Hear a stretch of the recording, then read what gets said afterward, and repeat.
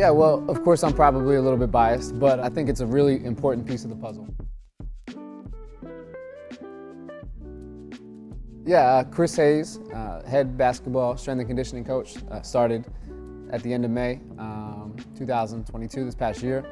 And I'm responsible for all physical preparation of men's and women's basketball. So yeah, I think strength conditioning is essential, especially when we're talking about Division I athletes. You're starting to see more strength conditioning coaches with specific teams. Luckily enough, we're able to have our own men's basketball, women's basketball strength conditioning coach here at Drexel University. He's able to really get into the weeds a little bit and really make an impact on our men's and women's basketball players here. Having a great strength and conditioning coach or position or opportunity is important, but it's like everything else, it's a piece of the puzzle. So S&C can be great, but if we're not doing nutrition and all the other things, recovery, basketball staff is doing a great job to prepare them from a basketball standpoint. Our athletic trainers, from a recovery standpoint. I think when all those things are working well and working in sync together, that's when you have an opportunity for success. I think as the game evolves, it gets a lot more physical, and a lot of it has to do with your cardio, your conditioning, and on how productive you can be. With the heart rate monitors, you can see the workload of the girls, and especially, let's say you have a weekend where you have 2 games and you still have to practice the following week, so that tells us a lot of information in terms of workload of who needs to rest, who needs to do more, who needs to do extra, so all that benefits, especially when it comes to day-to-day practices. It's really important with injury prevention, along with as transitioning from high school to college, the physicality is at a much higher level. So continuing to stay strong is really important.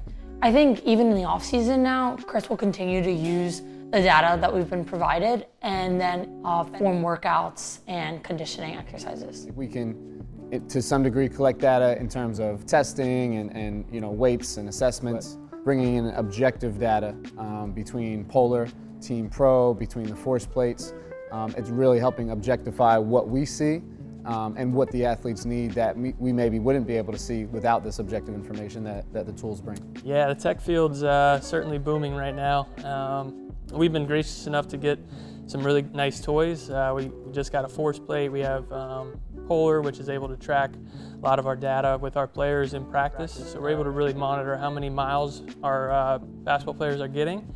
And then we're also able to see what their muscle load is, how many accelerations, decelerations they do at practice. As time goes on and the programs continue to evolve and strength coaches continue to evolve, I think a lot more technology will be added, which will give even more feedback to strength coaches and to players even and to coaches. We are able to be more informed as coaches because of the technology, so we can get a better understanding of the course they're kind of working through as strength coaches. Chris is able to show us the data after each practice or game, and we're able to see the muscle load or how far we're going. And this kind of helps him know how to train us. Like if he knows it's a really high muscle load day, the next day might be a lighter lift. And it just gives us less stress on our body. Yeah, I think, people in our field talk a lot about a high performance model. And that's, I think we have the foundation for that here with our sports performance team and, dietitian, sports psych, right, athletic training, strength and conditioning. We have all the people at the table to build that quote-unquote high-performance model, but now we have some of the tools that are required as well. And we have 8 athletic trainers on staff, which is really good. I think it's one of our tops in the conference. So being able to provide more medical care for our student athletes is always going to be on the forefront of what we're able to do. But developing that model and continuing to work with the university. There's always new toys and new tools and new gadgets. And while there are some different things from a technology or sports science standpoint that we could add to the table, I think the most important thing from that standpoint is just maximizing what we have in terms of the technology that we've been fortunate to get this year. Coach Hayes hit on nutrition as well.